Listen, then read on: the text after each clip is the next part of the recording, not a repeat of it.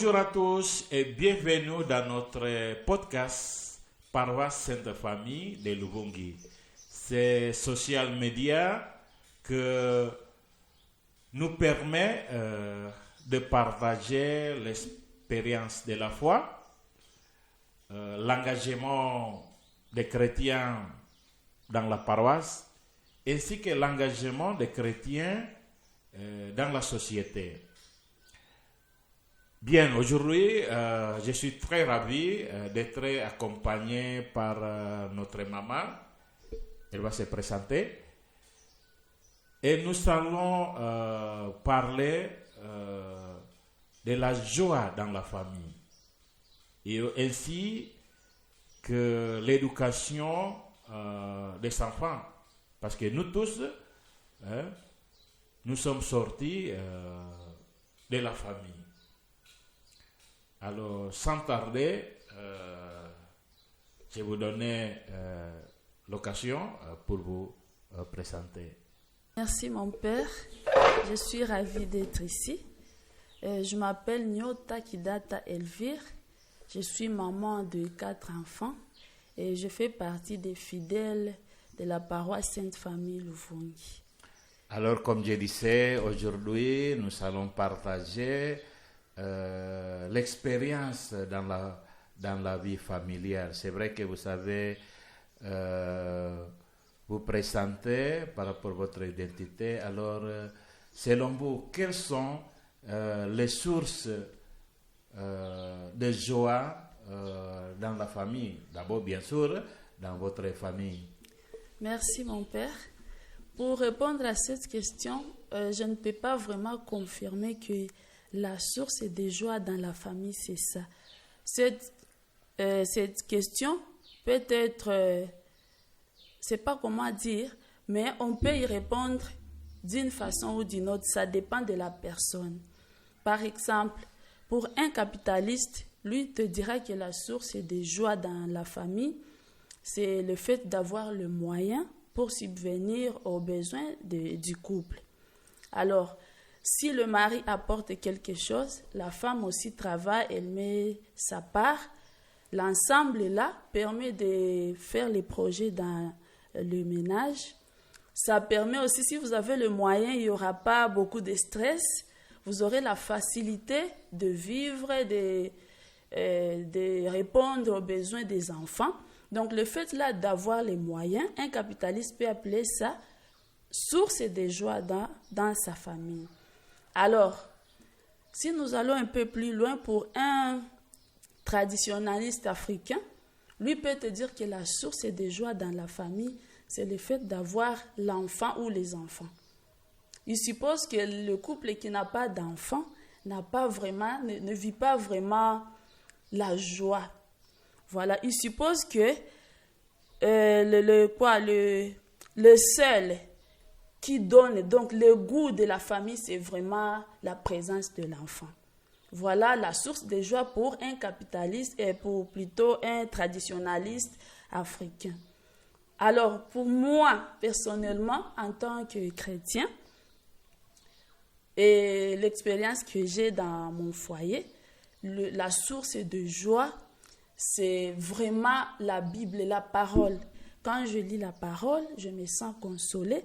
Et d'ailleurs, dans la Bible, quelque part dans Éphésiens 5, 20 jusqu'à 25, la Bible précise que l'homme doit aimer sa femme et la femme doit respecter son mari. Alors le fait là d'être aimé, ça me donne le goût et la joie elle-même.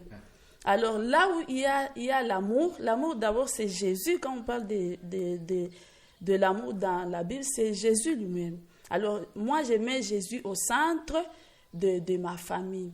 Alors quand il y a l'amour, la communication passe facilement. Il y a aussi le dialogue, il y a l'entraide et tous ces éléments-là permettent de vivre. Donc il y a la richesse qui accompagne l'amour. Et quand vous avez la richesse, vous avez la joie, vous avez tout. Donc moi, en tant que chrétien, je mets Jésus au centre de de ma famille. Il est la source de joie dans mon couple. Voilà. Ok, merci beaucoup, Maman Elvire. C'est vrai que, comme vous avez souligné, au moins il y a 3 sources de joie dans la famille. Par exemple, pour les capitalistes, avoir des moyens, c'est la joie dans la famille. Aussi les traditionnalistes, comme vous avez souligné, que la présence des enfants, c'est aussi la grande joie dans la famille. Moi, j'ai souligné, je suis très content de ces partages, mais je voulais approfondir encore la source des familles par rapport les enfants. C'est vrai que dans l'Église, dans notre conception aussi, que l'enfant, c'est le cadeau que Dieu nous donne. Alors maintenant, en voyant la situation aujourd'hui, c'est vrai que quelquefois, même si on comprend que l'enfant est un cadeau, source de joie, mais quelquefois, on oublie la responsabilité des parents avec les enfants. Comment éduquer maintenant les enfants, surtout bien sûr à partir de votre expérience, et comment vous voyez aujourd'hui l'éducation pour les enfants? Merci. Merci mon père.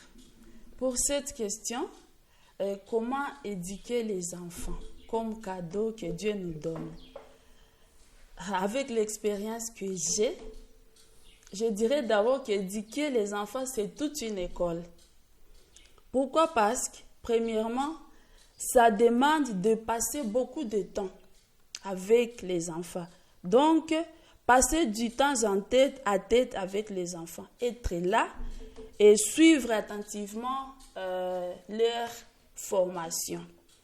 Par exemple, moi, mon mari, il a déjà raté beaucoup d'opportunités liées au boulot parce qu'il veut suivre l'éducation de près de ses enfants. En tout cas, il ne veut pas abandonner les enfants. Même quand à l'école on organise la sortie, il veut toujours être parmi les comités qui va accompagner les enfants à la sortie pour que les enfants se sentent accompagnés et bien encadrés par le parent. Et moi, en tant que maman, ça me donne de la joie de voir comment un papa peut être vraiment proche de ses enfants. Donc, premièrement, les parents doivent être proches des enfants pour bien suivre leur éducation. Donc, ça ne suffit pas seulement d'être proche de l'enfant, on doit aussi insister sur le positif.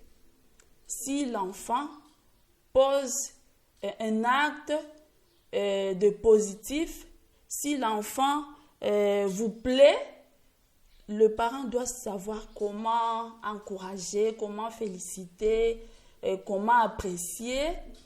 Et il peut même le faire avec, partant de mots.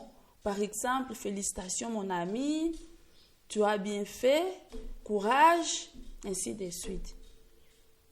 Donc, le deuxième point là, insister sur le positif, fait aussi partie d'une bonne éducation des enfants. Troisièmement, les parents doivent fixer les règles claires. Même dans la Bible, dans Éphésiens même, on nous dit que Jésus est la tête de l'Église. Et le papa aussi est la tête de la maison. Voilà, Jésus, même la Bible respecte l'hiérarchie. C'est pourquoi il doit y avoir des règles aussi à suivre dans nos familles pour bien éduquer nos enfants. Par exemple, on se réveille à telle heure. On prie, après avoir prié, on se prépare pour l'école, on quitte l'école à telle heure, on ne va pas se promener n'importe comment, on revient immédiatement à la maison, on se repose, on va à la catéchèse par exemple, on revient à la maison, on fait ça. Donc les enfants doivent être encadrés, ils doivent savoir que dans notre maison, dans notre famille, Ceci est permis, ceci n'est pas permis. Voilà un peu. L'autre point, c'est savoir sanctionner dans le calme. Si un enfant commet une erreur, les parents doivent savoir comment sanctionner sans être agité. Dans le calme, et l'enfant comprend que papa a dit ça, je dois arrêter. Voilà un peu quelques points que je peux donner et qui encadrent avec l'éducation de nos enfants comme cadeau. Alors, c'est vrai ce que vous avez dit. Par exemple, vous avez souligné l'importance d'éducation intellectuelle aussi, et aussi d'avoir des règles claires dans la famille. Moi, je voulais savoir, surtout dans l'éducation chrétienne, c'est-à-dire que dans la foi. C'est vrai que la maison, le foyer chrétien, et petite église, où nous tous, comme chrétiens aujourd'hui, nous sommes nés dans notre famille. Comment vous éduquez vos enfants dans votre famille au niveau de la foi chrétienne? Bon, là, je peux dire que le fondement, d'abord, tout commence par la catéchèse. Moi, on m'avait appris à aller à l'église. J'étais d'abord servante. Après, j'ai commencé le chant. Après, j'ai suivi la catéchèse. Et aujourd'hui, moi-même, j'ai déjà un fils qui a déjà commencé la première communion. Moi, je pense que tout début commence par la catéchèse. Si tu donnes déjà, un parent qui donne déjà à son enfant le goût d'aller suivre la catéchèse, tout commence par là. Quand il va quitter la catéchèse, il te dira, maman, on nous a dit à la catéchèse qu'il faut prier en famille. Et quand vous priez en famille, vous pouvez même vous partager des expériences liées à la Bible, et ça permet à ce que les enfants grandissent dans l'ambiance là d'aimer Jésus et appliquer comment dire, des actes qui sont vraiment raisonnables. Ok, dernière question. C'est vrai que nous sommes là, nous voulons parler plus encore, mais nous sommes en train de préparer la journée paroissiale des familles. Et c'est toute première fois dans notre paroisse. Alors, cette idée, c'est de promouvoir la beauté de la famille. Comment la famille, à partir des couples, peut créer la joie entre eux. Parce que si les couples, la femme et le mari s'attendent bien, alors je pense que la famille aussi va marcher très bien. Alors, comment voyez-vous cette journée dans notre paroisse? Merci une fois, mon père. Je pense que cette journée doit nous rappeler la nécessité de vivre à l'image de la famille de Nazareth, la Sainte Famille composée de Jésus, Marie et Joseph. Cette Sainte Famille nous apprend la culture de vivre la fidélité dans le couple, l'entraide et l'amour durable, aussi la paix. Voilà un peu. Donc, à nous de demander cette grâce de vivre la vie de Jésus, Marie et Joseph. Ok, merci Maman Elvire de m'accompagner pour la première épisode de notre podcast Sainte Famille de Luvungi. Alors, nous allons continuer, nous vous saluons. J'ai peut-être la dernière question. Qu'est-ce que vous allez nous donner comme conseil pour la famille peut-être? Bon, j'ai suivi d'abord qu'il y a enseignement demain, après-midi. Je crois que dans l'enseignement, là, on pourra encore enrichir avec quelques mots qu'on n'a pas pu dire aujourd'hui, mon père. Ok, merci beaucoup. C'est moi qui vous remercie. Tous les spectateurs, les Sainte Famille Lovers partout dans notre paroisse. même au-delà de notre paroisse. N'oubliez pas de nous suivre toujours dans notre social media de la paroisse Sainte-Famille de Lubungi. Je suis le Père Roni, je suis le curé de la paroisse Sainte-Famille, notre chère paroisse. Merci. Merci.